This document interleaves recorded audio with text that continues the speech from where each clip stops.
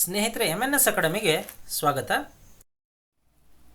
ಸ್ನೇಹಿತರೆ, ಇದೇ ಮೊದಲನೇ ಸಾರಿ ನೀವು ನಮ್ಮ ಚಾನಲ್ಗೆ ಭೇಟಿ ನೀಡ್ತಾ ಇದ್ದರೆ ನಮ್ಮ ಚಾನಲನ್ನು ಸಬ್ಸ್ಕ್ರೈಬ್ ಆಗಿ, ಹಾಗೆ ಪಕ್ಕದಲ್ಲಿರ್ತಕ್ಕಂಥ ಬೆಲ್ ಬಟನನ್ನು ಕ್ಲಿಕ್ ಮಾಡಿದ್ರೆ ನಾವು ಮಾಡ್ತಕ್ಕಂಥ ಎಲ್ಲ ಹೊಸ ವಿಡಿಯೋಗಳ ನೋಟಿಫಿಕೇಷನ್ ನಿಮಗೆ ತಲುಪತ್ತೆ. ಹಾಗೆ ನಮ್ಮ ಚಾನಲ್ನ ಪ್ಲೇಲಿಸ್ಟ್ನಲ್ಲಿ ಹಲವಾರು ವಿಡಿಯೋಗಳಿದೆ, ಆ ವಿಡಿಯೋಗಳನ್ನೆಲ್ಲ ನೀವು ನೋಡಿ ಅಂತ ಹೇಳ್ತಾ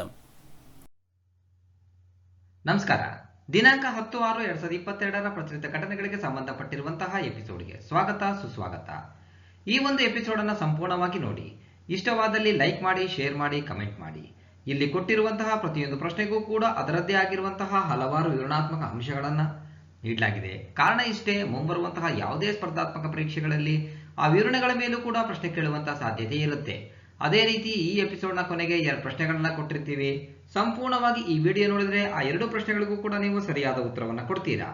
ನಿಮ್ಮ ಸರಿ ಉತ್ತರದ ನಿರೀಕ್ಷೆಯಲ್ಲಿ ಕಾರ್ಯಕ್ರಮವನ್ನು ಪ್ರಾರಂಭ ಮಾಡ್ತಾ ಇದ್ದೀವಿ. All the best. ಫೋರ್ಬ್ಸ್ನ ರಿಯಲ್ ಟೈಮ್ ಬಿಲಿಯನರ್ಗಳ ಪಟ್ಟಿಯಲ್ಲಿ ಈ ಕೆಳಗಿನ ಯಾವ ಭಾರತೀಯರು ಇತ್ತೀಚೆಗೆ ಅಗ್ರಸ್ಥಾನ ಪಡೆದಿದ್ದಾರೆ? ಮುಖೇಶ್ ಅಂಬಾನಿ. ಇತ್ತೀಚೆಗೆ ಫೋರ್ಬ್ಸ್ ರಿಯಲ್ ಟೈಮ್ ಬಿಲಿಯನರ್ ಪಟ್ಟಿಯನ್ನು ಘೋಷಿಸಲಾಯಿತು. ಇದು ಪ್ರಪಂಚದಾದ್ಯಂತದ ಶ್ರೀಮಂತ ವ್ಯಕ್ತಿಗಳ ಪಟ್ಟಿಯನ್ನು ಒಳಗೊಂಡಿದೆ. ರಿಲಯನ್ಸ್ ಇಂಡಸ್ಟ್ರೀಸ್ ಲಿಮಿಟೆಡ್ನ ಅಧ್ಯಕ್ಷ ಮತ್ತು ವ್ಯವಸ್ಥಾಪಕ ನಿರ್ದೇಶಕರು ಮತ್ತು ಅದಾನಿ ಗ್ರೂಪ್ನ ಅಧ್ಯಕ್ಷರು ಸಹ ವಿಶ್ವದ ಟಾಪ್ 10 ಶ್ರೀಮಂತ ವ್ಯಕ್ತಿಗಳ ಪಟ್ಟಿಯಲ್ಲಿದ್ದಾರೆ.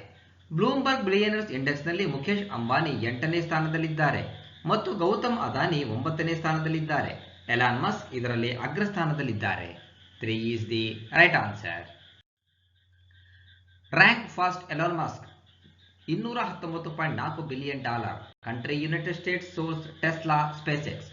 Second, Bernard Arnault and family $156.5 billion, France, LVMH. Jeff Bezos, third person, $150.5 billion, United States, Amazon. Fourth, Bill Gates, $128.1 billion, United States, Microsoft. Fifth, Warren Buffett, $112.8 billion, United States, Berkshire Hathaway. Mukesh Ambani, sixth, $103.2 billion, India, Diversified.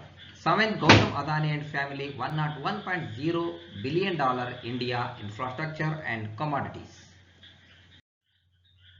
ವಿಶ್ವ ಆಹಾರ ಸುರಕ್ಷತಾ ದಿನದ ಸಂದರ್ಭದಲ್ಲಿ ಕೇಂದ್ರ ಆರೋಗ್ಯ ಸಚಿವ ಮನ್ಸುಖ್ ಮಾಂಡವಿಯಾ ಅವರು ಘೋಷಿಸಿದ 4ನೇ ಆಹಾರ ಸುರಕ್ಷತಾ ಸೂಚ್ಯಂಕ ಪ್ರಶಸ್ತಿಗಳಲ್ಲಿ ಯಾವ ರಾಜ್ಯವು ಅಗ್ರಸ್ಥಾನದಲ್ಲಿದೆ? ತಮಿಳುನಾಡು. ಇತ್ತೀಚೆಗೆ ವಿಶ್ವ ಆಹಾರ ಸುರಕ್ಷತಾ ದಿನದ ಸಂದರ್ಭದಲ್ಲಿ ಕೇಂದ್ರ ಆರೋಗ್ಯ ಸಚಿವ ಮನ್ಸುಖ್ ಮಾಂಡವಿಯಾ ಅವರು 4ನೇ ಆಹಾರ ಸುರಕ್ಷತಾ ಸೂಚ್ಯಂಕ ಪ್ರಶಸ್ತಿಗಳನ್ನು ಘೋಷಿಸಿದರು. ಇದನ್ನು 2018-19ರಲ್ಲಿ ಪ್ರಾರಂಭಿಸಲಾಯಿತು. ಭಾರತದ ಆಹಾರ ಸುರಕ್ಷತೆ ಪರಿಸರ ವ್ಯವಸ್ಥೆಯಲ್ಲಿ ಸ್ಪರ್ಧಾತ್ಮಕ ಮತ್ತು ಧನಾತ್ಮಕ ಬದಲಾವಣೆಯನ್ನು ಸೃಷ್ಟಿಸುವುದು ಪ್ರಶಸ್ತಿಯ ಗುರಿಯಾಗಿದೆ. 4 is the right answer. Top ranked large state category Tamil Nadu, Gujarat, Maharashtra. Top ranking small state category Goa, Manipur, Sikkim. Top ranking union territory Jammu and Kashmir, Delhi and Chandigarh.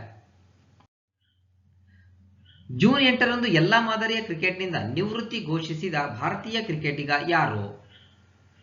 Mithali Raj. ಭಾರತೀಯ ಹಿರಿಯ ಕ್ರಿಕೆಟಿಗರಾಗಿರುವ ಮಿಥಾಲಿ ರಾಜ್ ಅವರು ಜೂನ್ 8, 2022ರಂದು ಎಲ್ಲಾ ರೀತಿಯ ಅಂತಾರಾಷ್ಟ್ರೀಯ ಕ್ರಿಕೆಟ್ಗೆ ನಿವೃತ್ತಿ ಘೋಷಿಸಿದರು.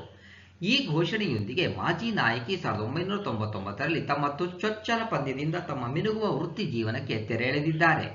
ಮಿಥಾಲಿ ರಾಜ್ 12 ಟೆಸ್ಟ್ ಪಂದ್ಯಗಳನ್ನು ಆಡಿದ್ದಾರೆ. ತನ್ನ 19 ವರ್ಷಗಳ ವೃತ್ತಿ ಜೀವನದಲ್ಲಿ ಭಾರತಕ್ಕಾಗಿ 232 ಒನ್ ಡೇ ಇಂಟರ್ನ್ಯಾಷನಲ್ ಮತ್ತು 89 T20 ಒನ್ ಡೇ ಇಂಟರ್ನ್ಯಾಷನಲ್ ಆಡಿದ್ದಾರೆ.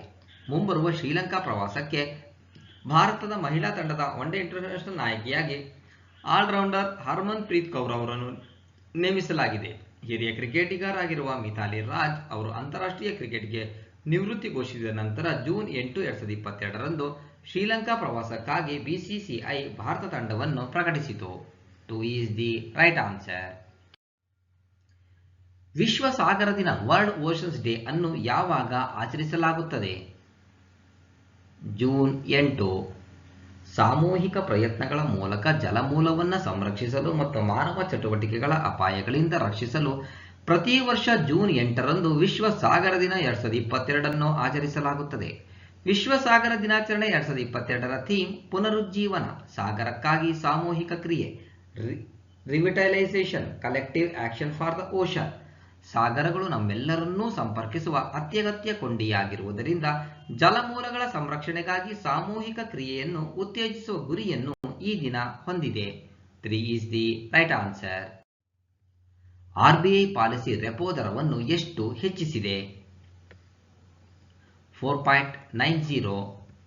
ರಿಸರ್ವ್ ಬ್ಯಾಂಕ್ ಆಫ್ ಇಂಡಿಯಾದ ಹಣಕಾಸು ನೀತಿ ಸಮಿತಿಯು ಪಾಲಿಸಿ ರೆಪೋ ದರವನ್ನು 50 ಬಿಪಿಎಸ್ನಿಂದ ಶೇಕಡ 4.9ಕ್ಕೆ ಹೆಚ್ಚಿಸಲು ಸರ್ವಾನುಮತದಿಂದ ಮತ ಹಾಕಿದೆ. Standing deposit facility SDF rate 4.65% ಮತ್ತು ಮಾರ್ಜಿನಲ್ ಸ್ಟ್ಯಾಂಡಿಂಗ್ ಸೌಲಭ್ಯ ಎಂಎಸ್ಎಫ್ ದರ ಮತ್ತು ಬ್ಯಾಂಕ್ ದರವನ್ನು 5.15%ಗೆ ಹೊಂದಿಸಲಾಗಿದೆ. 4 is the right answer. Para shooting world cup 2022ರಲ್ಲಿ 10 metre rear rifle standing SH1 ಈವೆಂಟ್ನಲ್ಲಿ ಚಿನ್ನ ಗೆದ್ದವರು ಯಾರು? Avani Lekhara. Tokyo Paralympic champion Avani Lekhara ಅವರು ಜೂನ್ 7, 2022ರಂದು ಫ್ರಾನ್ಸ್ನ ಚಟೌರೋಕ್ಸ್ನಲ್ಲಿ ನಡೆದ ಪ್ಯಾರಾ ಶೂಟಿಂಗ್ ವಿಶ್ವಕಪ್ 2022ರಲ್ಲಿ R2 ಮಹಿಳೆಯರ 10m air rifle standing SH1 ಸ್ಪರ್ಧೆಯಲ್ಲಿ ಚಿನ್ನದ ಪದಕವನ್ನು ಗೆದ್ದರು. ಈ ಗೆಲುವಿನೊಂದಿಗೆ 2024ರ ಪ್ಯಾರಿಸ್ ಪ್ಯಾರಾಲಿಂಪಿಕ್ಸ್ನಲ್ಲಿ ಸ್ಥಾನ ಪಡೆದ ಮೊದಲ ಭಾರತೀಯ ಪ್ಯಾರಾಲಿಂಪಿಕ್ ಶೂಟರ್ ಎಂಬ ಹೆಗ್ಗಳಿಕೆಗೆ ಪಾತ್ರರಾಗಿದ್ದಾರೆ.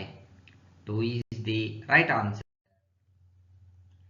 ಕೈಗಾರಿಕೆಗಳು ಮತ್ತು ಸುಧಾರಿತ ತಂತ್ರಜ್ಞಾನಗಳಲ್ಲಿ ಸಹಕಾರಕ್ಕಾಗಿ ಭಾರತ ಮತ್ತು ಯಾವ ರಾಷ್ಟ್ರದ ನಡುವಿನ ಪ್ರಸ್ತಾವನೆಯನ್ನು ಕೇಂದ್ರವು ಅನುಮೋದಿಸಿದೆ? UAE. ಜೂನ್ 8, 2022ರಂದು ಪಿಎಂ ನರೇಂದ್ರ ಮೋದಿ ಅವರ ಅಧ್ಯಕ್ಷತೆಯಲ್ಲಿ ನಡೆದ ಕೇಂದ್ರ ಸಚಿವ ಸಂಪುಟವು ಕೈಗಾರಿಕೆಗಳು ಮತ್ತು ಸುಧಾರಿತ ತಂತ್ರಜ್ಞಾನಗಳ ಕ್ಷೇತ್ರದಲ್ಲಿ ಸಹಕಾರಕ್ಕಾಗಿ ಭಾರತ ಮತ್ತು ಯುನೈಟೆಡ್ ಅರಬ್ ಎಮಿರೇಟ್ಸ್ UAE ನಡುವೆ ದ್ವಿಪಕ್ಷೀಯ ತಿಳುವಳಿಕೆ ಒಪ್ಪಂದಕ್ಕೆ MOUಗೆ ಸಹಿ ಹಾಕುವ ಪ್ರಸ್ತಾಪವನ್ನು ಅನುಮೋದಿಸಿತು. 2 is the right answer. ರಕ್ಷಣಾ ಸಚಿವಾಲಯ ಇತ್ತೀಚೆಗೆ ಕೆಲವು ಅಧಿಕಾರಿಗಳನ್ನು chief of defence staff CDS ಆಗಿ ನೇಮಿಸಲು ಅನುಮತಿ ನೀಡಿದೆ. Chief of defence staff CDS ಆಗಲು ಅಧಿಕಾರಿಗಳು ಈ ಯಾವ ವಯಸ್ಸಿನೊಳಗಿರಬೇಕು? 62 ವರ್ಷಗಳು. ರಕ್ಷಣಾ ಸಚಿವಾಲಯವು ನಿಯಮಗಳನ್ನು ತಿದ್ದುಪಡಿ ಮಾಡುವ 3 ಪ್ರತ್ಯೇಕ ಅಧಿಸೂಚನೆಗಳನ್ನು ಹೊರಡಿಸಿದೆ. ಸೇನೆಯಲ್ಲಿ ಲೆಫ್ಟಿನೆಂಟ್ ಜನರಲ್, ವಾಯುಪಡೆಯಲ್ಲಿ ಏರ್ ಮಾರ್ಷಲ್ ಮತ್ತು ನೌಕಾಪಡೆಯಲ್ಲಿ ವೈಸ್ ಅಡ್ಮಿರಲ್ ಅಥವಾ ನಿವೃತ್ತ ಸೇವಾ ಮುಖ್ಯಸ್ಥರು ಅಥವಾ 3 ಸ್ಟಾರ್ ಅಧಿಕಾರಿಗಳನ್ನು ಸಾರ್ವಜನಿಕ ಹಿತಾಸಕ್ತಿಯಲ್ಲಿ ಅಗತ್ಯವೆಂದು ಪರಿಗಣಿಸಿದರೆ CDS ಆಗಿ ನೇಮಿಸಬಹುದು. CDS ಆಗಲು ಅಧಿಕಾರಿಗಳು 62 ವರ್ಷ ವಯಸ್ಸಿನೊಳಗಿರಬೇಕು. 3 is the right answer.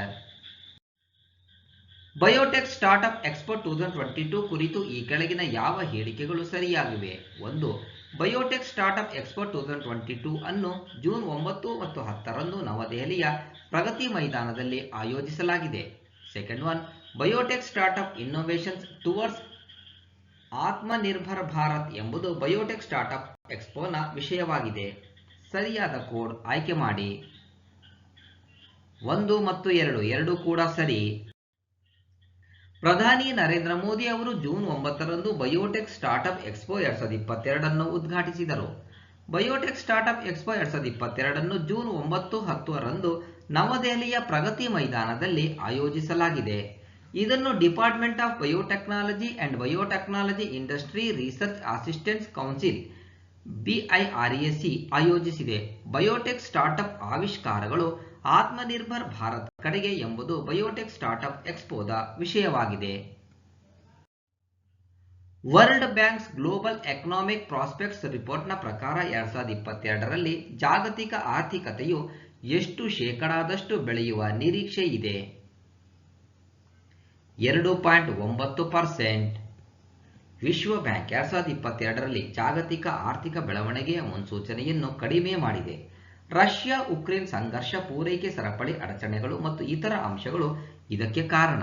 ವಿಶ್ವ ಬ್ಯಾಂಕ್ನ ಗ್ಲೋಬಲ್ ಎಕನಾಮಿಕ್ ಪ್ರಾಸ್ಪೆಕ್ಟ್ಸ್ ವರದಿಯ ಪ್ರಕಾರ ಜಾಗತಿಕ ಆರ್ಥಿಕತೆಯು ಜಾಗತಿಕ ಆರ್ಥಿಕ ಹಿಂಜರಿತದಿಂದ ಆರಂಭಿಕ ಚೇತರಿಕೆಯ ನಂತರ 80 ವರ್ಷಗಳಿಗಿಂತಲೂ ಹೆಚ್ಚು ಅವಧಿಯಲ್ಲಿ ಅದರ ತೀವ್ರ ಕುಸಿತಕ್ಕೆ ಒಳಗಾಗಿದೆ.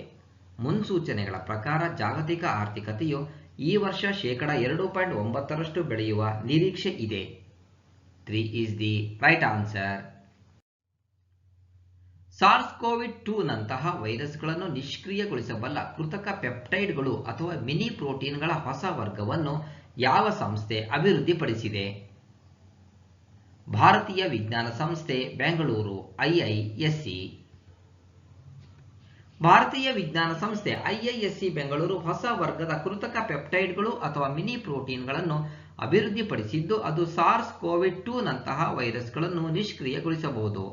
ಮಿನಿ ಪ್ರೋಟೀನ್ಗಳು ನಮ್ಮ ಜೀವಕೋಶಗಳಿಗೆ ವೈರಸ್ ಪ್ರವೇಶವನ್ನು ತಡೆಯುವುದಲ್ಲದೆ ವೈರಸ್ ಕಣಗಳನ್ನು ಒಟ್ಟಿಗೆ ಜೋಡಿಸಿ ಸೋಂಕಿಗೆ ಒಳಗಾಗುವ ಸಾಮರ್ಥ್ಯವನ್ನು ಕಡಿಮೆ ಮಾಡುತ್ತದೆ ಎಂದು ಜರ್ನಲ್ ನೇಚರ್ ಕೆಮಿಕಲ್ ಬಯಾಲಜಿಯಲ್ಲಿ ಪ್ರಕಟಿಸಲಾಗಿದೆ.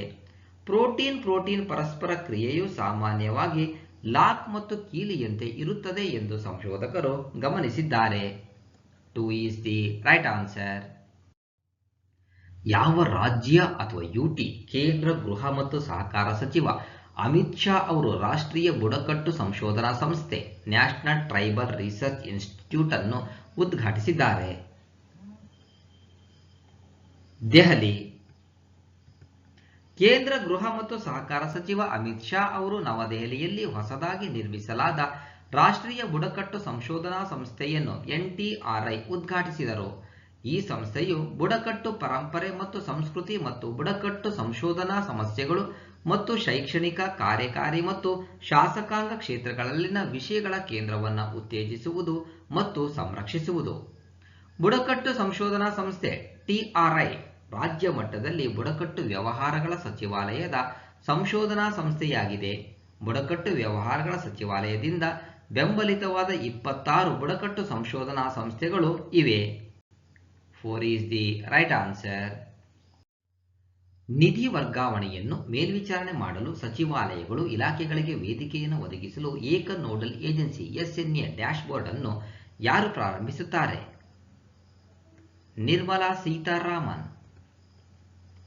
ವಿತ್ತ ಸಚಿವೆ ನಿರ್ಮಲಾ ಸೀತಾರಾಮನ್ ಅವರು ಏಕ nodal agency single nodal agency dashboard ಅನ್ನು ಪ್ರಾರಂಭಿಸಲಿದ್ದಾರೆ. ಈ ಡ್ಯಾಶ್ಬೋರ್ಡ್ ರಾಜ್ಯಗಳಿಗೆ ಹಣ ವರ್ಗಾವಣೆ ಮತ್ತು ಅವುಗಳ ಬಳಕೆಯನ್ನು ಮೇಲ್ವಿಚಾರಣೆ ಮಾಡಲು ಸಚಿವಾಲಯಗಳು ಇಲಾಖೆಗಳಿಗೆ ವೇದಿಕೆಯನ್ನು ಒದಗಿಸುತ್ತದೆ. ಈ SNA ಮಾದರಿಯು ಯೋಜನೆಗಳ ಕಾರ್ಯಾಚರಣೆಯಲ್ಲಿ ಅಗತ್ಯ ಪ್ರತಿಕ್ರಿಯೆ ಮತ್ತು ಮೇಲ್ವಿಚಾರಣಾ ಸಾಧನಗಳನ್ನು ಒದಗಿಸುತ್ತದೆ. ಸಾರ್ವಜನಿಕ ಹಣಕಾಸು ನಿರ್ವಹಣಾ ವ್ಯವಸ್ಥೆ public financial management system PFMS ಈ SNA ಡ್ಯಾಶ್ಬೋರ್ಡ್ ಅನ್ನು ಅಭಿವೃದ್ಧಿಪಡಿಸಿದೆ. ಹಣಕಾಸು ಸಚಿವಾಲಯದ ಆಜಾದಿ ಕಾ ಅಮೃತ್ ಮಹೋತ್ಸವದ ಸಾಂಪ್ರದಾಯಿಕ ವಾರದ ಆಚರಣೆಯ ಭಾಗವಾಗಿ ಡ್ಯಾಶ್ಬೋರ್ಡ್ ಅನ್ನು ಪ್ರಾರಂಭಿಸಲಾಗುತ್ತಿದೆ. 4 is the right answer. ಹ್ಯಾಂಬರ್ಗ್ನಲ್ಲಿ ಐರನ್ ಮ್ಯಾನ್ ಟ್ರಯಥ್ಲಾನ್ ಅನ್ನು ಪೂರ್ಣಗೊಳಿಸಿದ ರೈಲ್ವೇಸ್ನ ಮೊದಲ ಭಾರತೀಯ ಅಧಿಕಾರಿ ಯಾರು? ಶ್ರೇಯಸ್ ಜಿ ಹೊಸೂರು.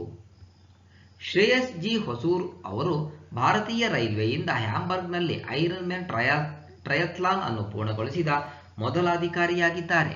ಹೊಸೂರ್ 2012ರ ಬ್ಯಾಚ್ನ ಭಾರತೀಯ ರೈಲ್ವೆ ಖಾತೆಗಳ ಸೇವೆ IRAS ಅಧಿಕಾರಿ. ಐರನ್ ಮ್ಯಾನ್ ಟ್ರಯಥ್ಲಾನ್ ಸ್ಪರ್ಧಿಸುವ ವಿಶ್ವದ ಅತ್ಯಂತ ಕಠಿಣ ಏಕದಿನ ಕ್ರೀಡಾಕೂಟವಾಗಿದೆ. 1 is the right answer. Iron man triathlon ಇದನ್ನು ಒಳಗೊಂಡಿದೆ. ಈಜು 3.8 ಕಿಲೋಮೀಟರ್, ಸೈಕ್ಲಿಂಗ್ 180 ಕಿಲೋಮೀಟರ್, ಓಟ 42.2 ಕಿಲೋಮೀಟರ್. ಜರ್ಮನಿಯ ಐರನ್ ಮ್ಯಾನ್ ಹ್ಯಾಂಬರ್ಗ್ ಅನ್ನು ಮೂಲತಃ 2017ರಲ್ಲಿ ಐರನ್ ಮ್ಯಾನ್ ಈವೆಂಟ್ ವೇಳಾಪಟ್ಟಿಗೆ ಸೇರಿಸಲಾಯಿತು. 2022 ಹ್ಯಾಂಬರ್ಗ್ನಲ್ಲಿ ಓಟದ 5ನೇ ಆವೃತ್ತಿಯಾಗಿದೆ. ವಿಶ್ವ ಬ್ರೈನ್ ಟ್ಯೂಮರ್ ದಿನವನ್ನು ಯಾವ ದಿನಾಂಕದಂದು ಆಚರಿಸಲಾಗುತ್ತದೆ?